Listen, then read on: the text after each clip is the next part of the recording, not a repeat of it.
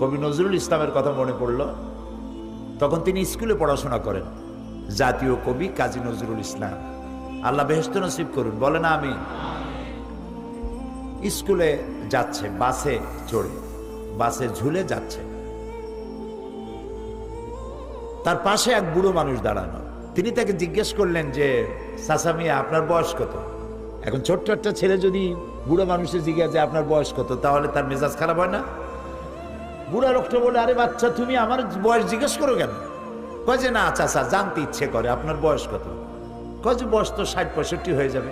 তা জিজ্ঞেস করলো কেন বাবা? ওই জিজ্ঞেস করলাম এই জন্য, 60-65 বছর বয়স হলো, এখনো নিজ পায়ে দাঁড়াতে পারেন নাই। আপনি দাঁড়াইছেন কার পায়ের উপরে, আপনি লক্ষ্য করেছেন? সে লোকটা বলল, মর্নিং শোজ দ্য ডে। এই ছেলে ভবিষ্যতে কিছু একটা হবে। তার মানে ওই লোকটা দাঁড়াইছিল নজরুলের পায়ের উপরে পাও রেখে।